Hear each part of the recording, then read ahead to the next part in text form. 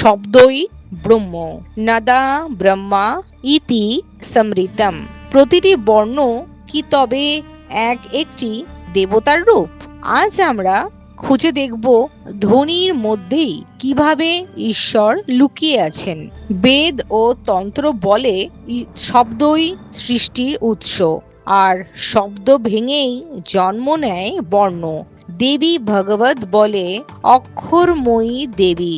দেবী নিজেই প্রতিটি বর্ণের রূপ। 51টি মাতৃকা শক্তি মানে 51টি বর্ণ, 51টি ঈশ্বরীয় স্পন্দন। সংস্কৃতে মোট 51টি ধ্বনিমূলক বর্ণ, যাদের প্রতিটি এক একটি শক্তির প্রতীক। স্বরবর্ণতে আছে 14টা, যেমন অ, আ, হস্যই, দীর্ঘই, হস্যু, দীর্ঘ, রি, লি, এ, ওই, ও, ঔ, অং। ব্যঞ্জন বর্ণ আছে 33টা, যেমন ক, খ, গ, ঘ, ঞ থেকে হ অবধি। তারপর আসে অন্তস্থ যুক্ত উম আছে 4টে, যেমন জ, র, ল, ব। আর সংযুক্ত আছে একটা, যেরকম ক্ষিয়। গীতা বলেন চতুর্বর্ণং ময়া সৃষ্টং গুণ কর্ম বিভাশ্চ, অর্থাৎ আমি 4টি বর্ণ সৃষ্টি করেছি গুণ ও কর্ম অনুযায়ী। যাদের ব্রাহ্মণ বর্ণ, তাদের গুণ হতে হয় সত্যগুণ, যেমন জ্ঞান, সত্য ও শান্তির প্রতীক। তাদের দেবতা হন ব্রহ্মা আর দক্ষিণামূর্তি। তাদের কর্তব্য আছে ধর্ম প্রচার আর উপদেশ। যারা ক্ষত্রিয় বর্ণ, তাদের গুণ হতে হয় রজগুণ ও সত্যগুণ। সত্য, যেমন বীরত্ব, নেতৃত্ব। দেবতা হয় বিষ্ণু, দুর্গা। তাদের কর্তব্য আছে রাজ্য রক্ষা আর বিচার। যারা বৈশ্য বর্ণ, তাদের গুণ হতে হয় রজযুক্ত তম, যেমন উৎপাদন বা দান।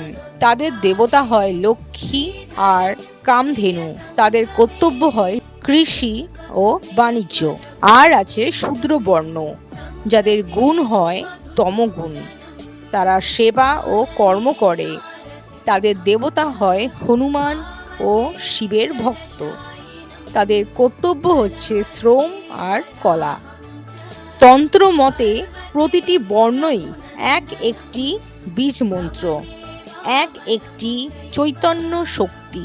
যেমন অ থেকে শুরু করে ক্ষিয় পর্যন্ত প্রতিটি ধ্বনি এক একটি দেবতার রূপ।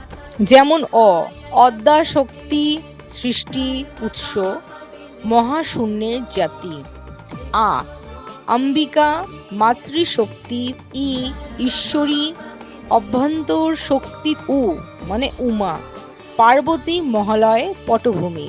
ক মানে কালী, সময়, ধ্বংস, কালদেবী। খড়গ অস্ত্রে।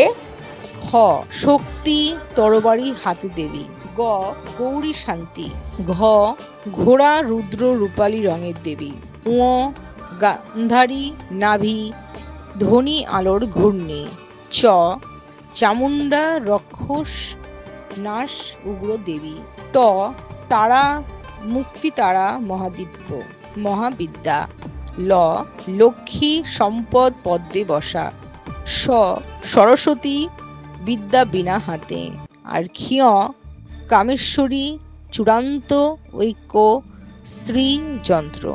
বর্ণ শুধুমাত্র ধ্বনি নয়, বর্ণ মানেই ঈশ্বরের শরীর। শব্দ রূপিণী দেবী, বীজ মন্ত্রের মূল। তিনি সর্বত্র। বেদ, তন্ত্র, পুরাণ সব জায়গাতেই এক বাক্য, বর্ণই ভগবান। এটাই ছিল ডিভাইন এসেন্সের চ্যানেলের পর্ব 2।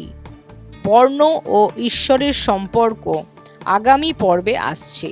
বীজমন্ত্র ও চক্র রহস্য। লাইক, শেয়ার অ্যান্ড সাবস্ক্রাইব করতে ভুলবেন না। রাধে রাধে।